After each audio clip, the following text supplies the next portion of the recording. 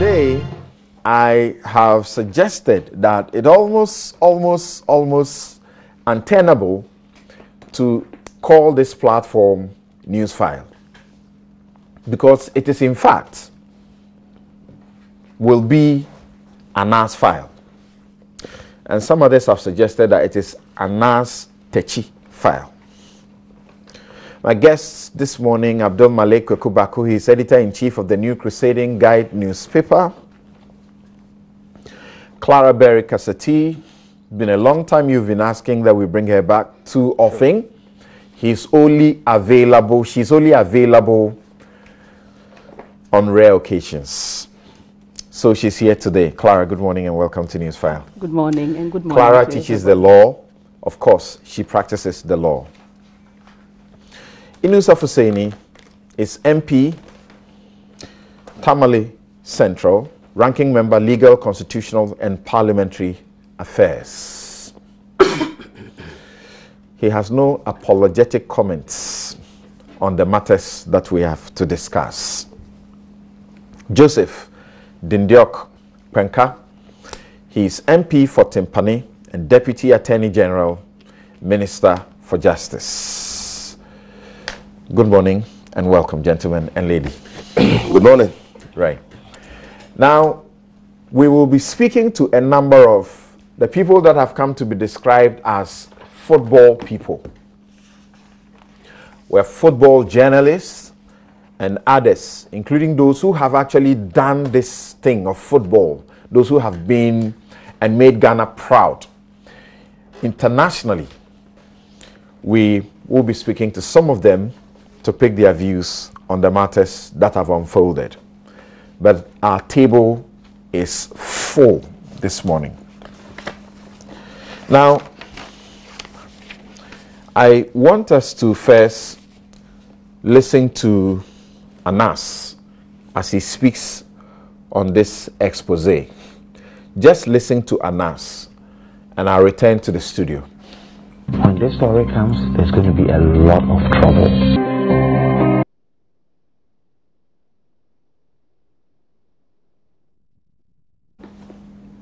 He said, when this story comes, there's going to be a lot of trouble. In fact, he said that the system will collapse in a heap to be rebuilt.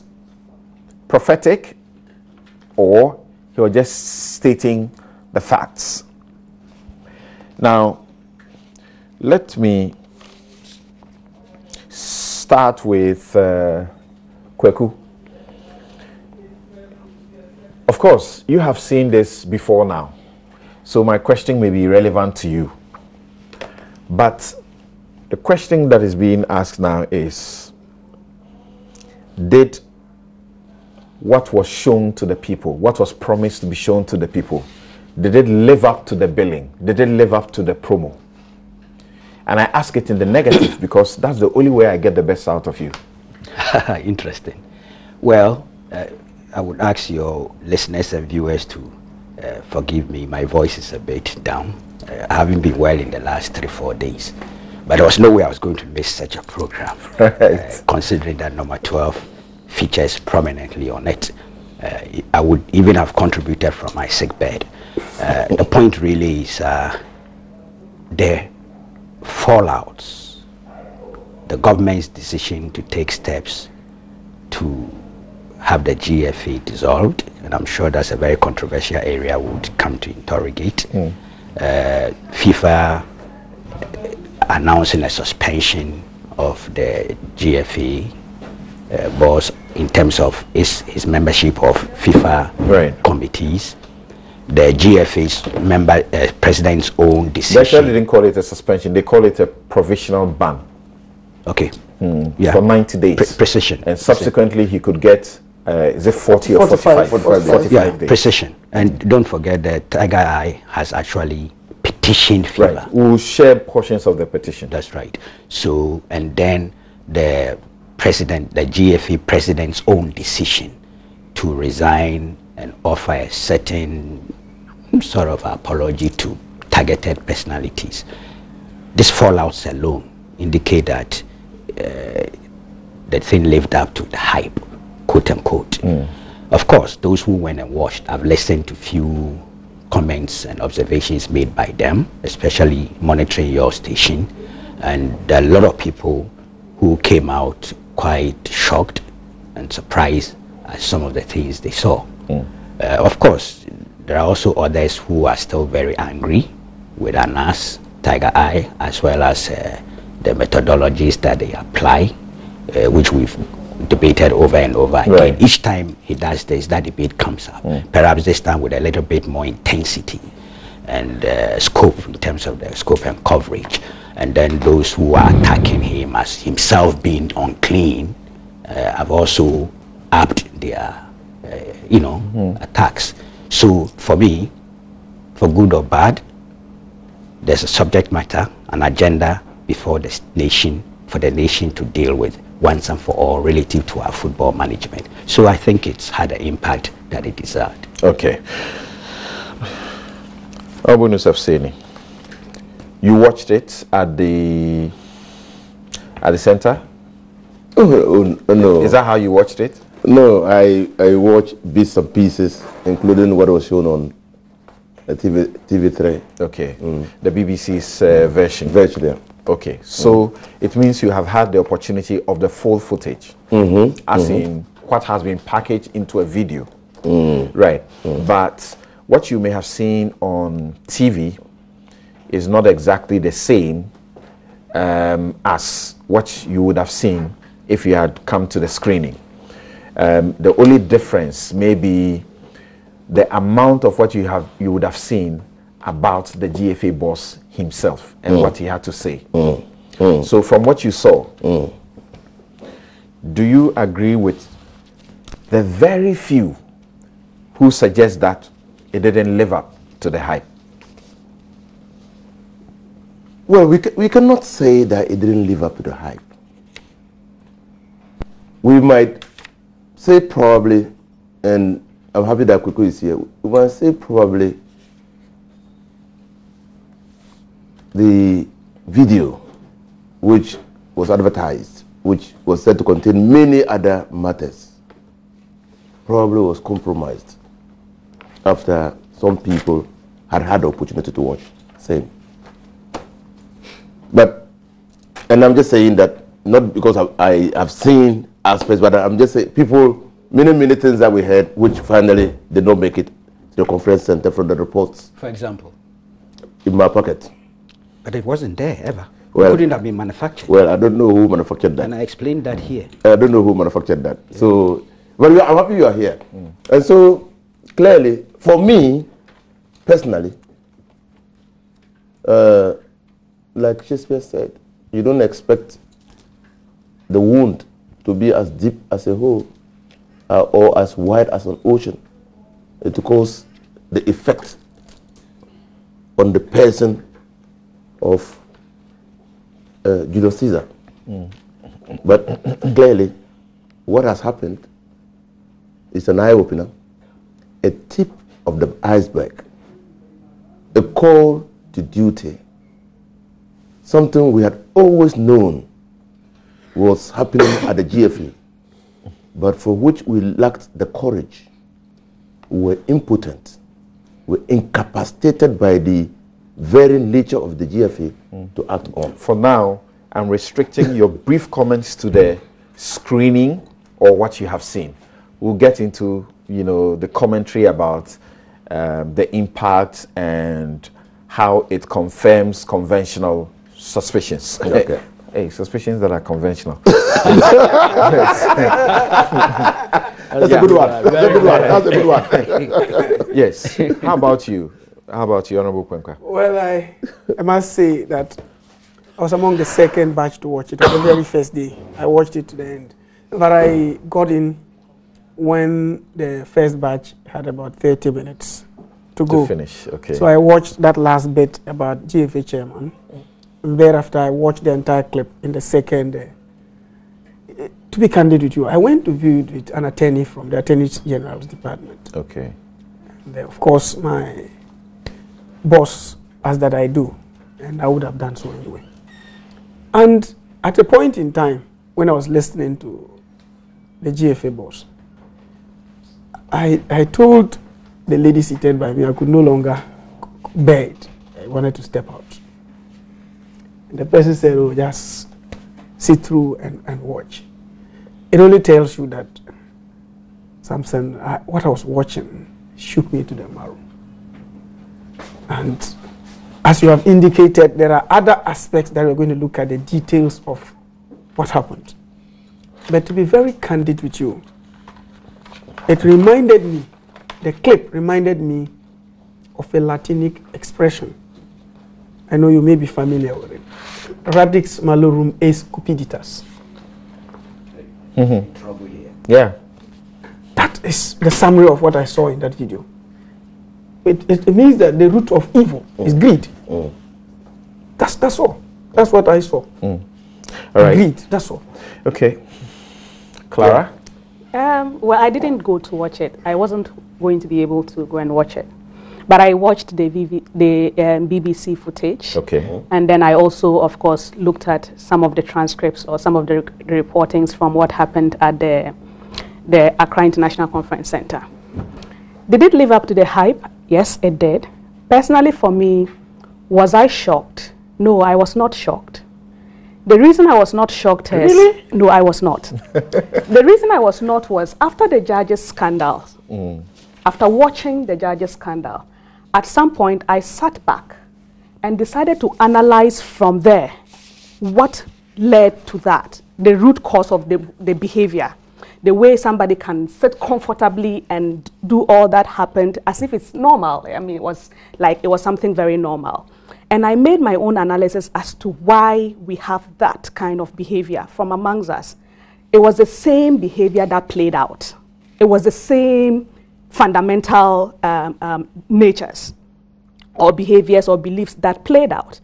And this is because when I look at it, I think when it comes to corruption, yes, we all hate corruption, but I don't think we have ever actually consistently looked at the root cause of it. We have never really addressed the problem from the root cause. When I sat back and analyzed from the judge's tape, what I saw as part of the root cause was our value system, values. None of those judges at the time, they know the rules. They know they are not supposed to do this. They know they are not supposed to do this. But if you watch the clip, none of them appear to think that what they were doing was wrong. There was no personal conviction that what they were doing was wrong. That was one. And two, if you look at it critically, they each felt they were helping a friend.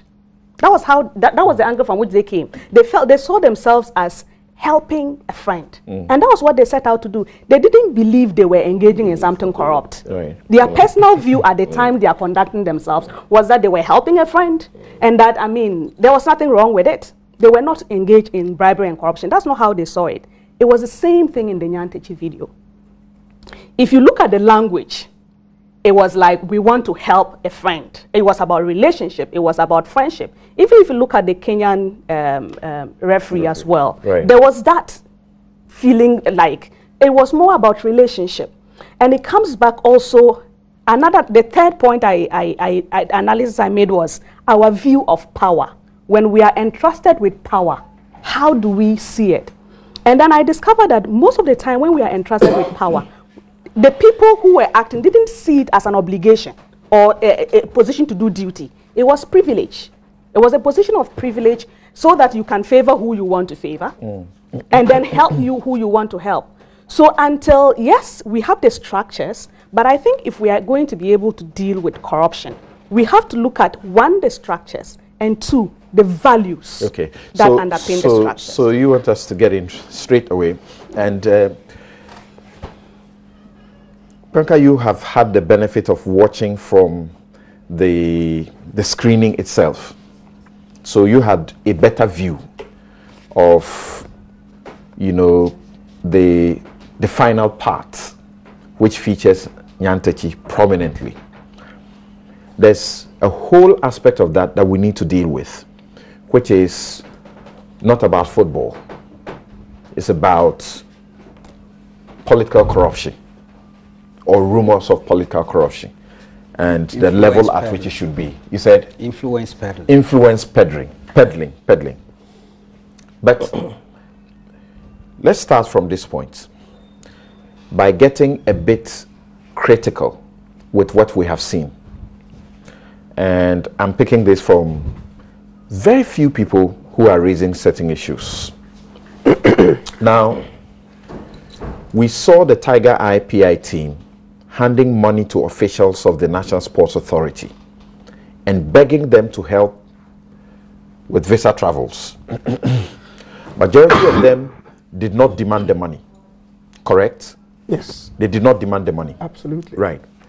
They begged them to help, and after the money was handed to them, one woman actually said she did not charge for the service, but if she helped them and they felt like thanking her, fine. If not, she was okay. They handed her the money later and said she should, quote, take something small for Christmas, unquote. It was captured as a bribe without evidence that the visa they were demanding for the people was ever issued. Not even one occasion. Samson, I don't want to run into that conclusion for now, that the visa was never issued. No, for what we saw, yes, no visa was issued. Yes. You see, the reason I'm saying this is that I have over the years followed Anas's exploits. And sometimes he gives you a glimpse of some of the issues. And when it goes to court, it is challenged and it goes to court, then the details of whatever happened are shown. I think that the 2 hours, what we watched, was not the entirety of the investigation that took place. Yeah, so let's skip to the footage. Yes. Okay. I'm If saying you the limit footage it to the watched, footage without any external thing, I had a lot of problems with some of the things that happened. Like what? I must Like be very, very frank with you. like what? In some of the areas, I did not find that what actually happened. Somebody asked that I need some money in return. I'll provide this service. In some of the allegations that or the pictures that I saw, there was nothing like, oh, I'm doing this for you. In fact, give do me you this. remember any one occasion where the people demanded money before it was given? The clip. Anybody who was giving money? Yes, I have not seen any such. Okay. But the difference is that some of them clearly. At least apart from Nyantakyi. Let me give you an example. There was a referee who said that, oh, Hasselhoff is all of us team and all that. Yes. So let's see what we can do to help. Clearly, the intent was there. And then he took the money. And there was an occasion when the man said, look, bring it, I'll keep it for our colleague. Yes. After receiving his, he said, you give me the rest of even the money. when they were hesitant to give, even he when still they were wanted them hesitant, to. he insisted. And then the money was given. Right. You have those ones. You see, if I get even to Mao's case, very, very sad and very, very unfortunate. The Kenyan referee. Right. He hesitated. In fact, he didn't even want to come out when they approached him. He said he was not going to come out. But after a series of correspondence and something, it looked like somebody spoke to him before he came out. Right. And in some of the cases that I actually watched, Somebody actually spoke to him because they said they had to get an official here in Ghana. Yes. Who could connect them to him because he was very hesitant. Yes, he was hesitant. And not even that. But you see, you find a situation where some of them never demanded, as we have indicated. And then all that you find at the end is, oh, take something small for yourself.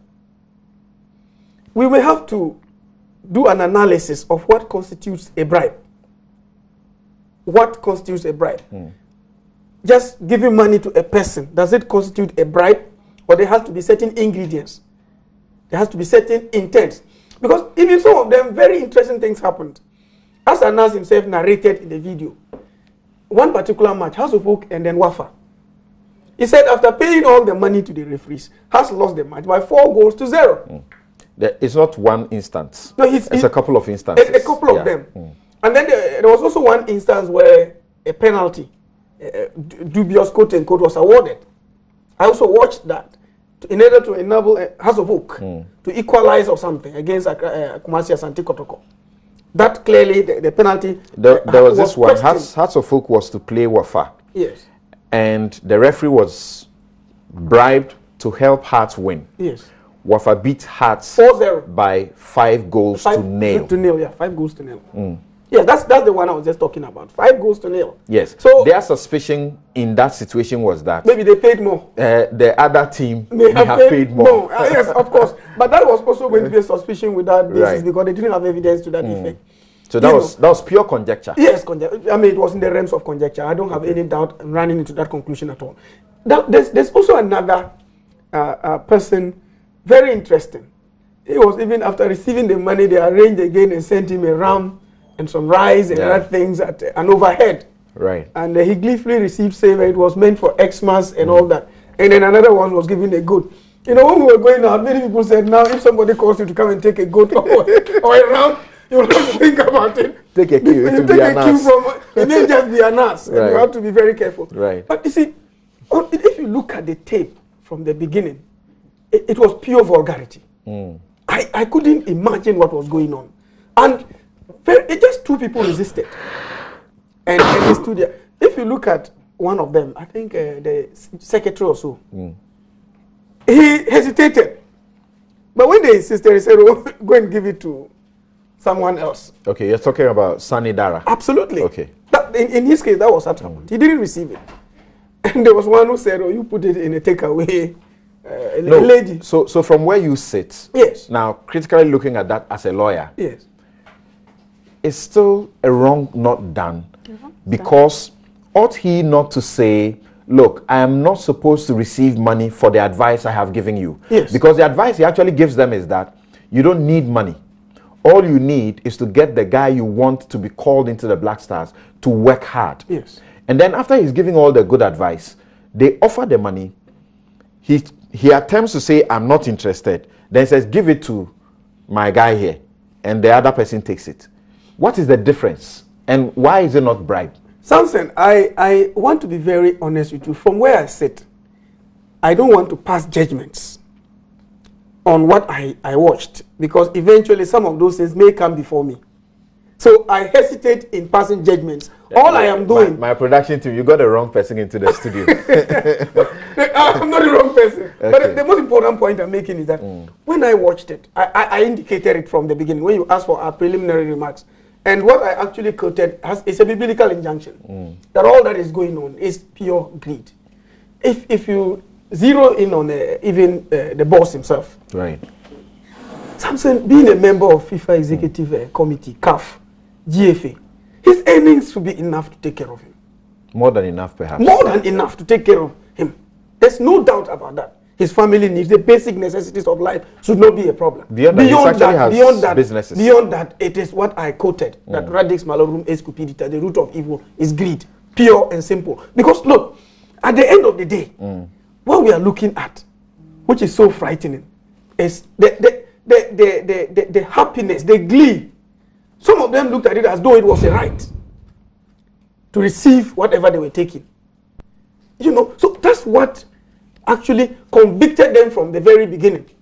That you do as though you are making a demand, or you are doing it as of right.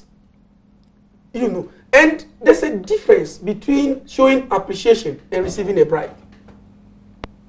In any case, if you do what is legitimate, what is right, what is lawful, you render a service, and then you receive a gift that is not against the gift law, based on how much it is and whatever it is, then you have committed no offense. But your conduct upon receiving same, before, during, and after, will give you some questions to answer. And as I have indicated, if you look at, right. I know we'll get there. Yeah, because I didn't want us to stress this much. Yes. I just wanted us to attempt a critical examination of the footage. Yes, that's in this light. Absolutely, that's right. what I'm doing. Now let me get Honorable Nusafuseni. As he suggested, in most of the cases, the GFA officials, they were mostly approached to assist, and after that they were handed money, and that money is what we have termed as the bribe. In the case of the Sani Daira one that he just referred to, they asked him to help their player get a call up to the Black Stars. He said he would speak to the referee to keep an eye on the player. He told them that that was the normal thing they did. They would ask the referee to observe a player if they thought the player was good, and that some players did not even know about this. He, however, went on to say the ability of the player to get called to the senior national team was dependent on his performance, and that even the coach would not go for a substandard player who would embarrass him. He told them to tell the player to work hard. When they finished, they gave him the money. Then he took it. No, they gave him the money. As they tried to give him, he tried to stay away and said, no, and then said, give it to the next person standing by him.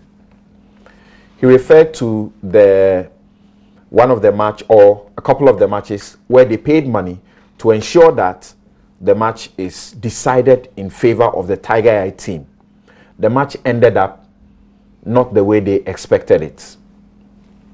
Do these things matter in your examination of the footage? Well, they matter hugely. Because you can't divorce analysis footage from already established perceptions about what happens at the GFA. And so you need to put analysis video within the context of a validation mission. A validation mission. Okay. And when you do so, then you will understand that, yes, the analysis didn't approach everybody at GFA.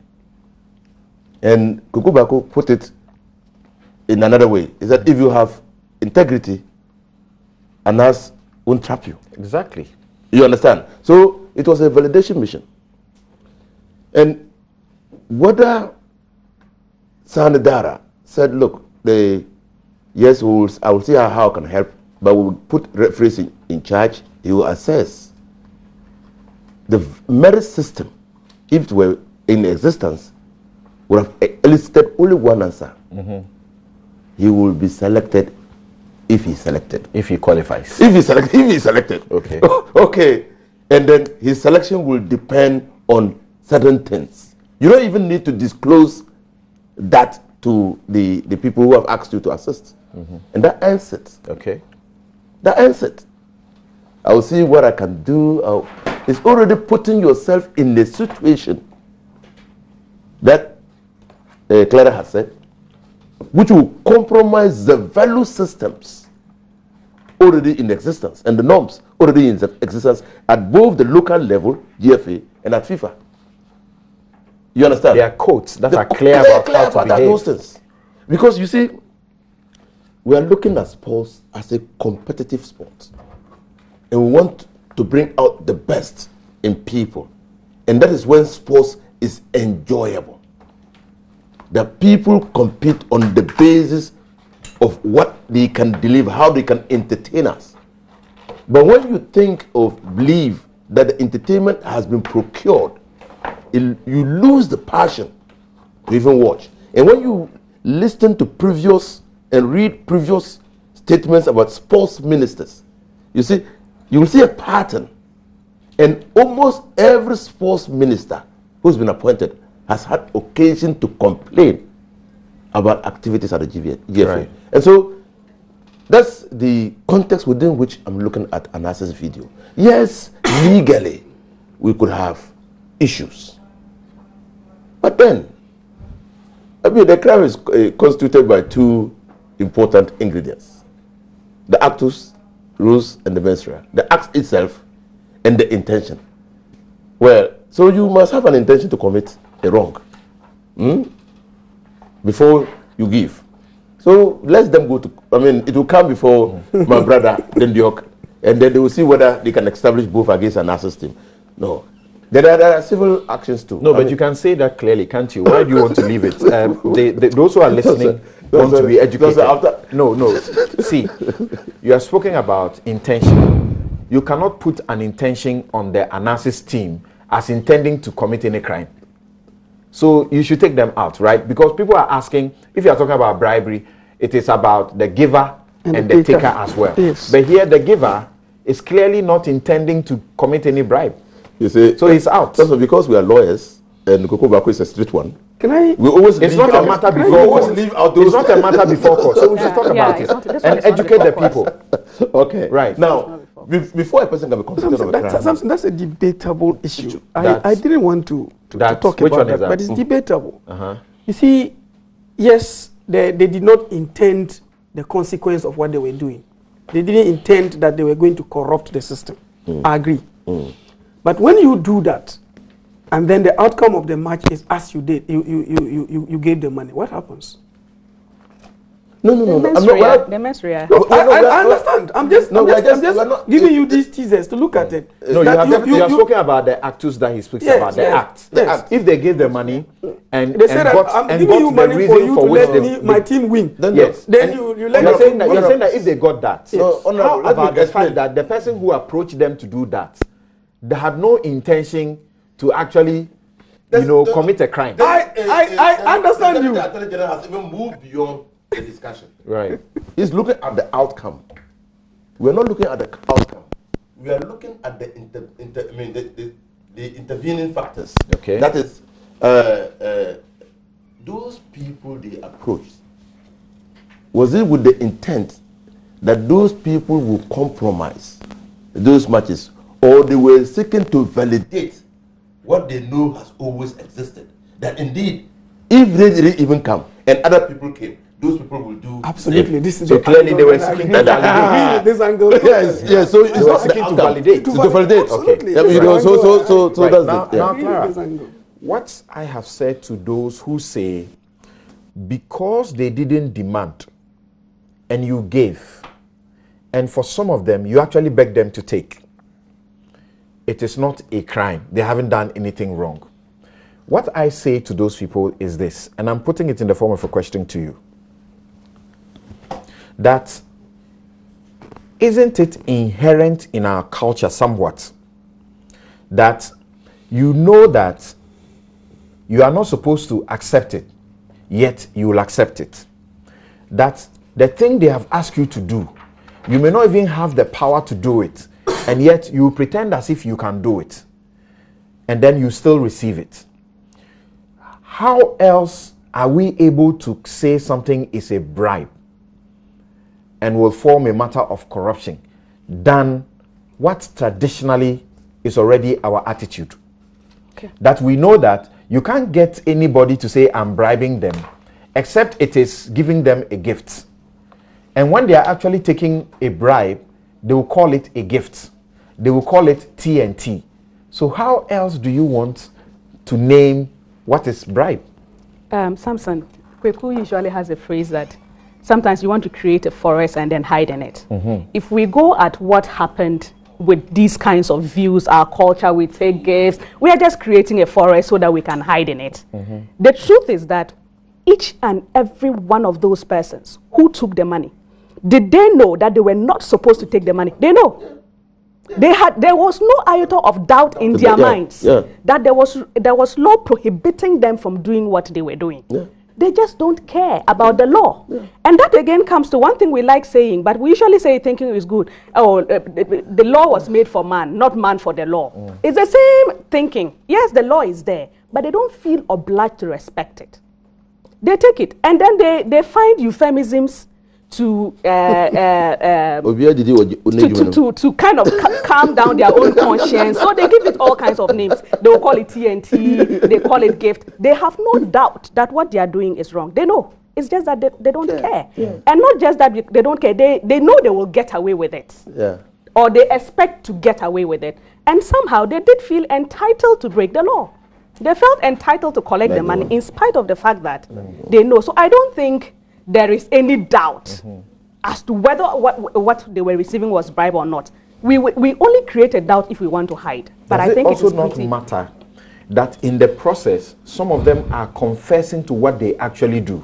So you have a guy who says, look, anytime you need to fix a match, exactly. They've been breaking the law. They've been getting away with it. I can connect them to you. Exactly. And that none of them actually promises to do what they are asking them to do, and they use God. Let's see what God will do.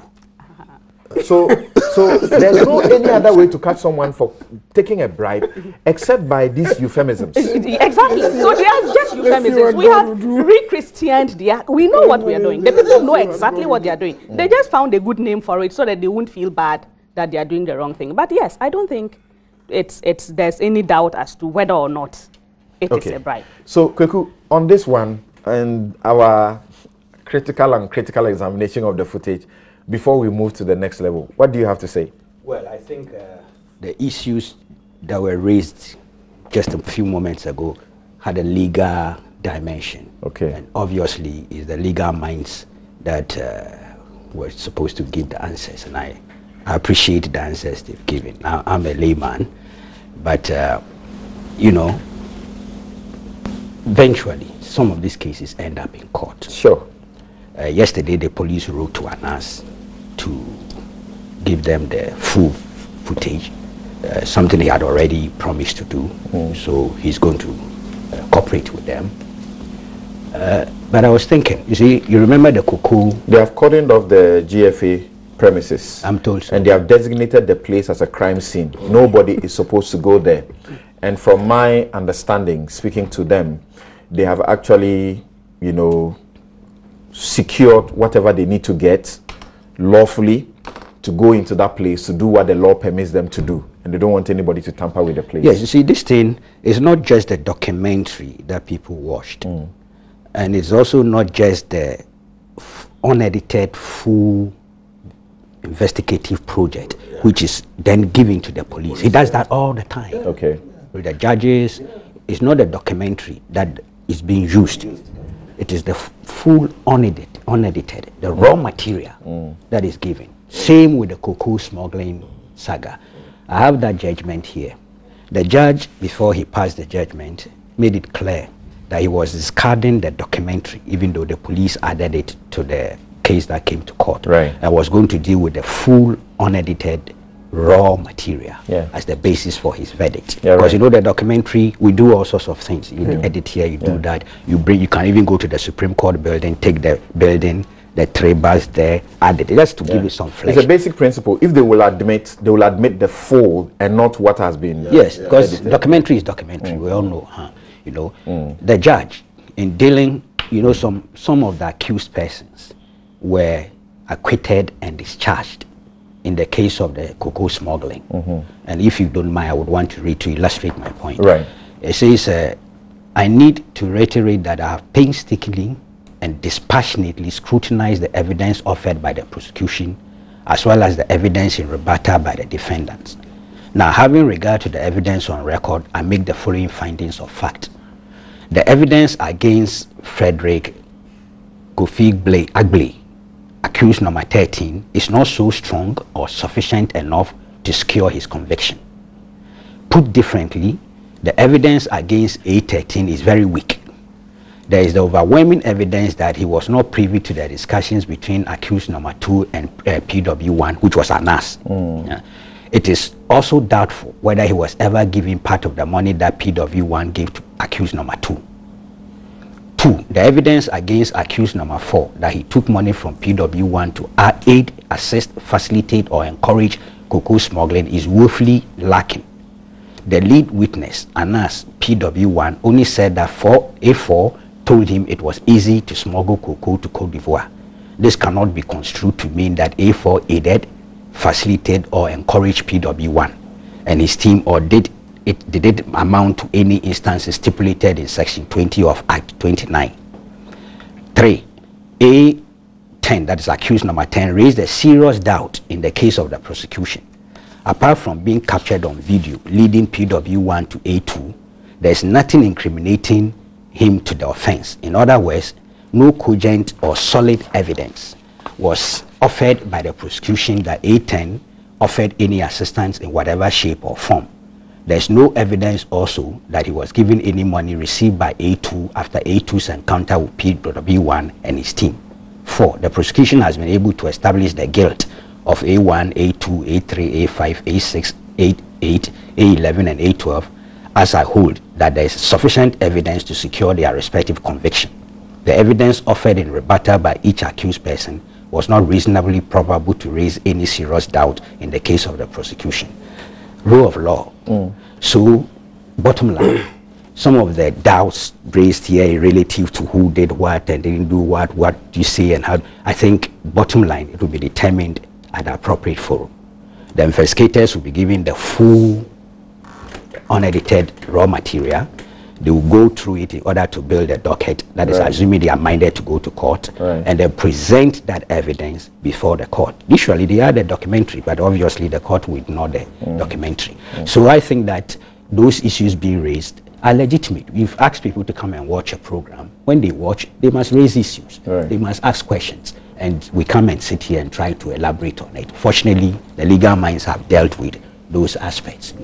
So, to be honest with you, Anas is focused. They are in Kumasi now, to, I think, in collaboration with your company, to deal with the second leg of the matters, after which they will go beyond other places. So he's waiting. He's done the naming and shaming. And to be honest with you, it wasn't just manufactured out of the blues. I came here with a statement where the report, you remember this thing on the committee the president has set up to probe the Australian thing. And remember, I read to you portions of this report signed by the Minister of Sports himself that pointed to certain guys at the National Sports Authority. Some of them, yes, some of those suspended are listed here, engaged in visa racketeering and all that. So these are things that are happening and have been happening for years. And then you get the information, test it. He goes there to try and put forward the integrity test that you must pass. You fail it, he hands over the thing to the appropriate state institutions who must interrogate. He doesn't find anybody guilty. But of course, your own conduct in the court of public opinion could find you guilty before the courts of competent jurisdiction. Sometimes we over-concentrate on courts and forget about the moral aspect of all that is involved. I agree. And one last point. Yes. One last point. What will be given to the police is not just the video, viewing, but there are emails, there are WhatsApp messages. Correct. Which will be handed over to the police. So sometimes it's not just what you are seeing on the video, but the people were engaged in email correspondence, WhatsApp correspondence, and all to show. For those of you who watched, you will see that there was a point that there was a pause and there was a scroll for you to see email correspondence. It went a bit fast, so you may not have understood the magnitude. There is a load of email correspondences between the Tiger Eye team and the persons involved, particularly on the matter of Nyantakyi. So it's some of the things you are expecting to see in the footage. You can't see. You won't see them. They are in the correspondences. All right. So which will be handed over to the police. Right. Okay. Now, like they say, and what Clara was also talking about, and the way we look at things, if you call armed robbery borrowing, you haven't done anything, have you? So let me speak to Rosalind K. Amo, who is a sports journalist with a graphic group and women's football enthusiast. Rosalind, good morning, and thank you very much for joining us on Newsfile. Good morning, and thanks for having me. Great. Now, we want you to give us a view of your perspective after you watched the screening. What did you see? What did you want to see you did not see? What did you not expect to see you saw? And how are you taking all of it as someone within this particular area? Thank you very much. Let me say that I'm so shocked and stunned. Some of the things, of course, have been in sports journalism for close to 20 years. I wasn't surprised because it's always been a long-held perception that certain things happen. I mean, anybody who has followed football in Ghana knows that at certain times it is declared the cocoa season for match officials. So it is not surprising.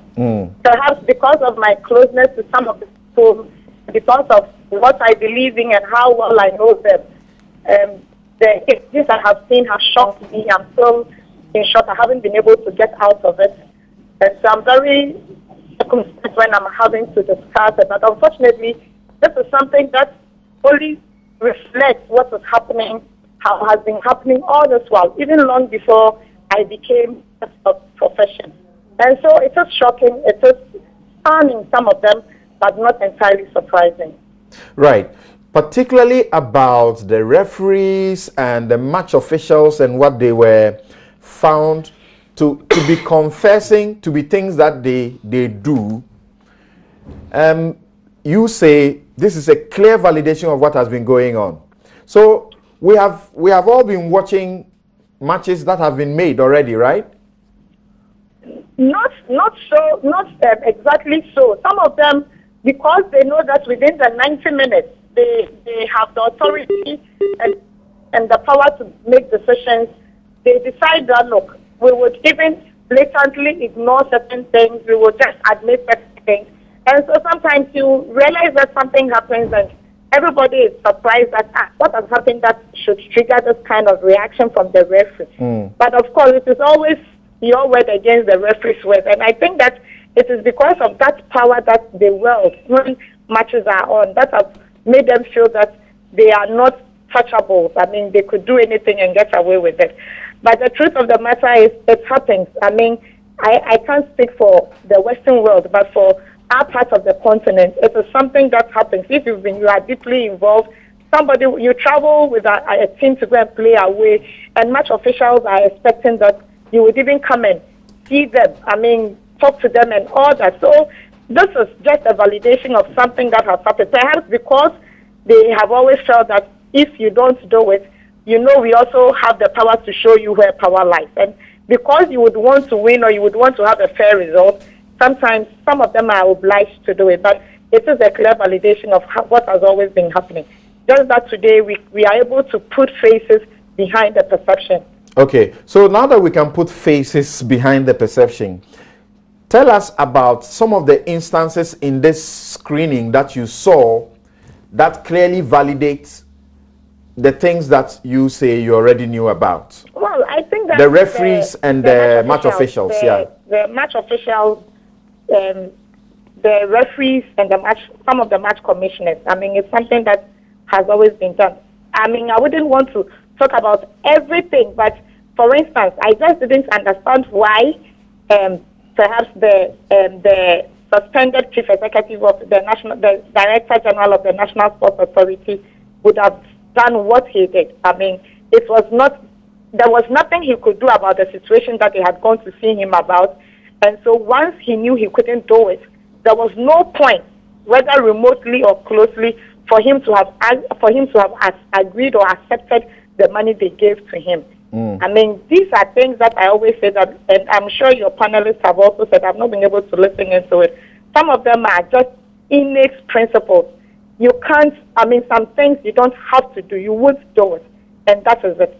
So whether you are able to help out or not, you shouldn't be thinking of it. But unfortunately, we have lived in a society where people do things for you. They expect that you have to go and say thank you. They want to say that, oh, if you give it to me, if I give it to him, that is where the person will see that I am so serious that I desperately need help, and so do it. And so for me, I think that it's those things that I'm saying, that even for your authority, and for that particular incident, I felt so ashamed and embarrassed because as the head of the sports authority, your errand boy or somebody who is way beneath you shouldn't be coming to you with that kind of offer for you to accept. One, you have already, compromised your position. You probably would lose respect in the sight of that guy for the rest of your life. He sees you and he shows you that, oh, yes, I'm bored. But inwardly, the guy doesn't have any time or iota of respect for you. And that is what I'm saying. If you want to continue to look at some of these things, these are some of the things that I think that have become the issue. Now, portions where you saw, the referees, as it were, gathering and match commissioners gathering in one room and all accepting their monies being handed them, and of course, all of them saying, let's see what God will do, let's see what God will do, and thanking and being profuse about the thanksgiving they were giving. Now, for you, did that one reflect to you as what actually has been going on in these matches?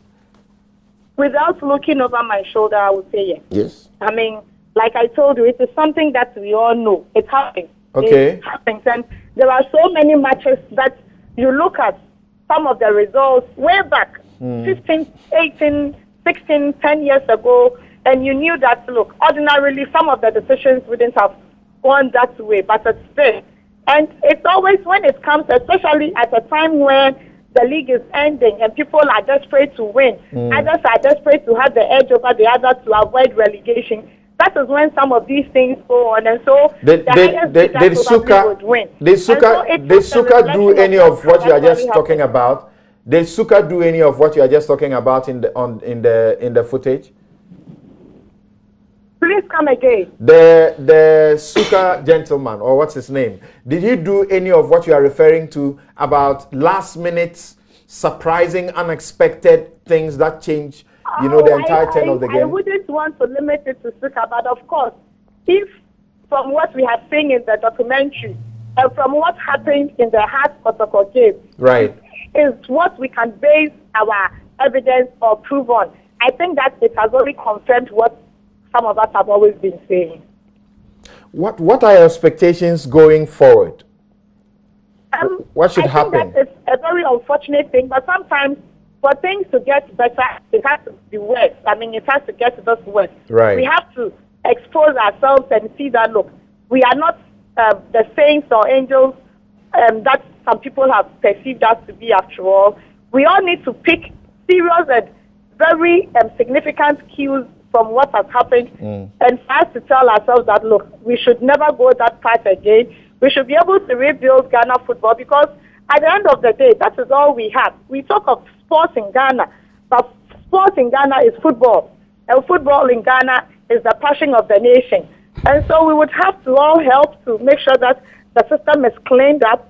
And then hopefully people will learn their lessons and make sure that anytime, if they are ever tempted to do it again, they may probably remember what has happened in this number 12 and see that we won't go that path again. Beyond that, I always say that some of the things, I mean, I think your panelists have also talked about it, that on the face value of it, it's difficult for you to say whether it was wrong, whether it was right, whether they were induced to take it or it was offered to them, whatever it is. I think that is... No, I'm sure about one thing. They are sure, all of them, of wrong being done. It's a question of legalese, you know. It's a question of legal wrong. Legal wrong that they are not saying emphatically. It is within your principle. I mean, it is not part of you to accept offers for, to help others. I live with a cardinal principle.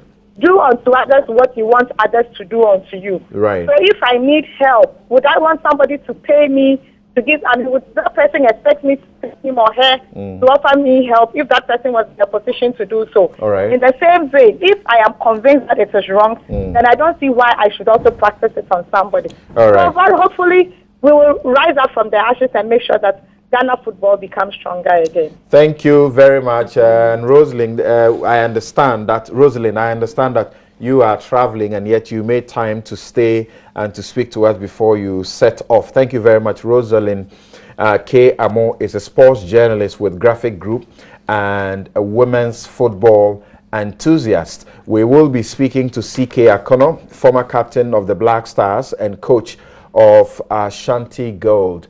It's been very depressing, particularly for people who are owners of clubs, coaches who do all their best to get their team together in good shape, to go and play a match, only to come to the realization from this announced undercover work that most of what they do is actually unnecessary because it's about how much you are going to have to pay. Now, we will take a break quickly, and when we do take that break, we will return because I'm getting, you know, indications that some of my guests want to say a few things about the first part of the examination of the footage that we have dealt with before we proceed. And there are some very important messages, including from very senior lawyers, to help us to educate ourselves about how you can be convicted for corruption or not. And I'll share all of that with you. But when we do return, I'd like us to briefly also deal with one aspect of the critical questions that are coming up, irrespective of the fact that Nyantakyi himself wrote yesterday and exonerated everybody he mentioned in the conversations that he had. The thing you find is that people are saying that Anas did a poor job by doing what they say he truncated or did not finish or spoilt the process by not continuing to find out through investigative means whether the president indeed was aware and had discussions with Nyantakyi, the vice president was aware and had discussions with Nyantakyi, or the minister, the deputy, Cabo, all the persons mentioned, Kennedy Japan, trying to say they needed Kennedy Japan, Samia Wuku, all of them. Did he have any conversations with them before he had those conversations or after he had those conversations? And did Anas spoil the train? Did he truncate the process when he presented the footages to these people to comment on, rather than continuing the process to confirm if indeed they had done any of those things? We'll be right back.